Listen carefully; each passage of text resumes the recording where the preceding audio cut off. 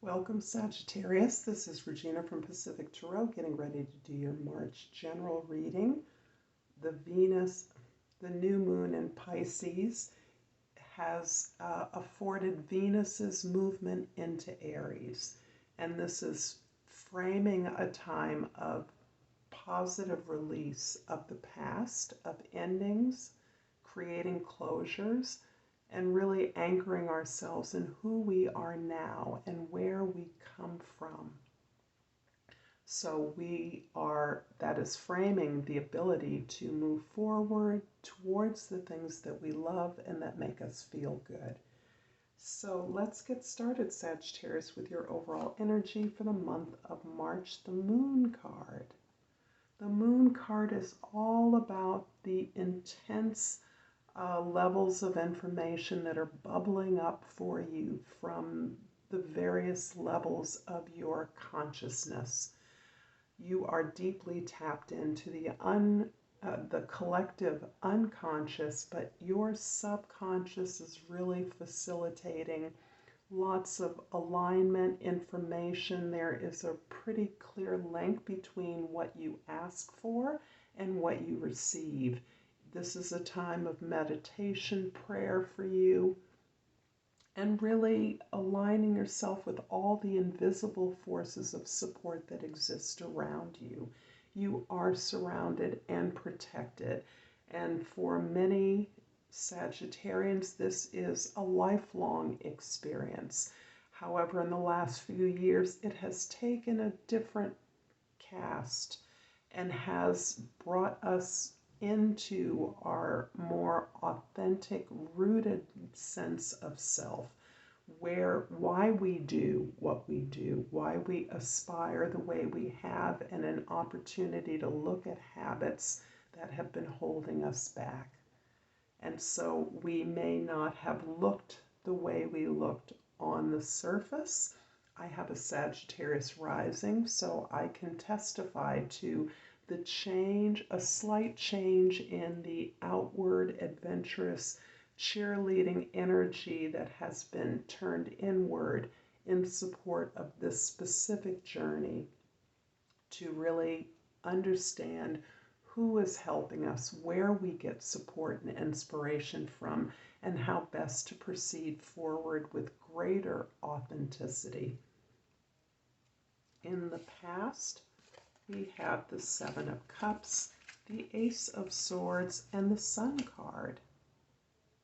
It seems as though we are all looking at the variety of projections that have powered our actions and behaviors in unconscious, in confusing, in overwhelming ways.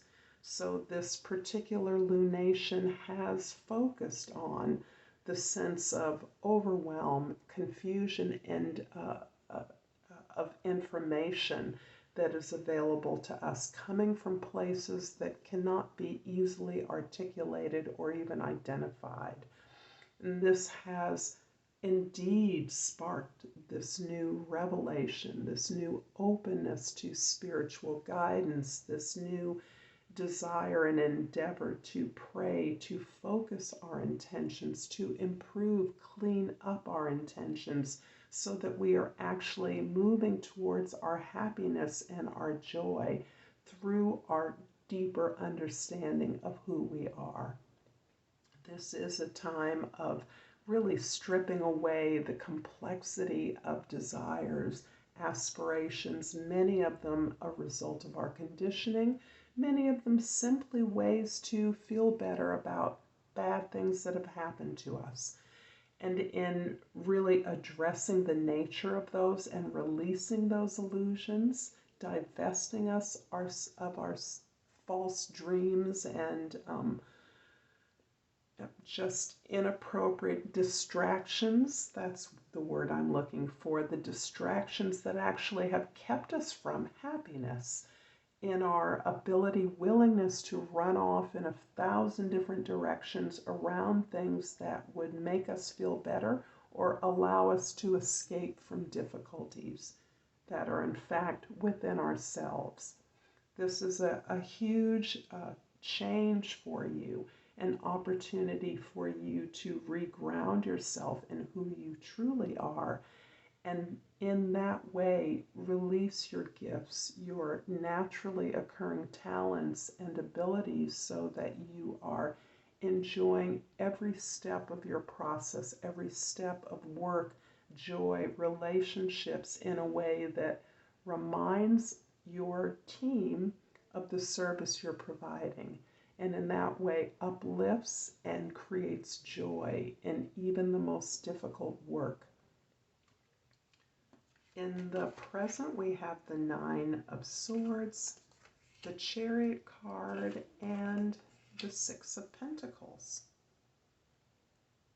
Yes, your ability to look at the hard things within Sagittarius is greatly supporting your ability to accept help, to ask for help, to look into those places where you know help and protection has resided, where you know you have guidance and always have, to actually face that, to accept, to humble yourself, to ask for the help, to pray, to meditate on the things that will take you in the direction that you want to go. That direction is clearly towards greater equity in all of your relationships. This is where, instead of being the cheerleader, you are allowing yourself to accept and expect others to step up to the quality of attention and care that you have given in support. This is you recognizing that you are able to distribute the resources at your command more equitably among those who truly need it, as well as asking for that support, and really understanding that even your process of asking for support, of moving towards happiness, at looking at the hard things, is really providing a model to others. This is you not having to solve your own problems, or believing that if you can't resolve something, that it is not for you. This is you taking and synthesizing the conflicts and the extremes of your life and allowing those to propel you forward with intense focus and concentration. In the future, we have the Nine of Wands, the Queen of Wands, and the Eight of Wands. I love it.